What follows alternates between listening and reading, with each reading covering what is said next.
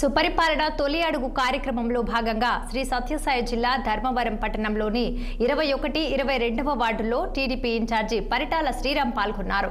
LP సర్కిల్లోని అన్నా canteen వద్ద నుంచి సిద్ధయ్యగుట్ట, సాయినగర్లలో ఇంటింటికి వెళుతూ ఏడాది కాలంలో చేపట్టిన అభివృద్ధి సంక్షేమ కార్యక్రమాల గురించి వివరించారు. చాలా చోట్ల ప్రజలు ప్రభుత్వ పనితీరుపై హర్షం వ్యక్తం చేశారు. అదే సమయంలో కొన్ని సమస్యలు కూడా శ్రీరామ్ దృష్టికి తీసుకొచ్చారు. డ్రైనేజీలు, రోడ్లు, ఇళ్ల స్థలాల గురించి ఆయనకు విజ్ఞప్తులు చేశారు.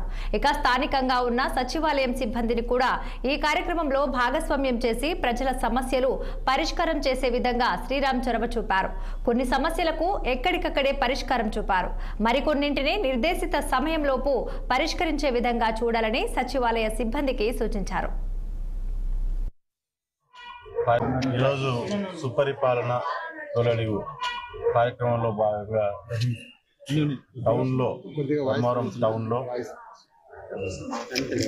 ధర్మవరం టౌన్లో ఇక్కడున్న సమస్యలని, అంటే పథకాలు ఏ రకంగా అందుతున్నాయి, పథకాలు అందని ఇల్లు ఏ ఉన్నాయి, ఒకవేళ ఎలిజిబిలిటీ ఉండి రాని వాళ్ళు ఎవరున్నారు, ఇవన్నిటినీ కూడా పూర్తి స్థాయిలో రాష్ట్ర వ్యాప్తంగా ఈ ఒక్కొక్క ప్రతి ఇన్ఫర్మేషన్ కూడా కలెక్ట్ చేయడం జరుగుతుంది.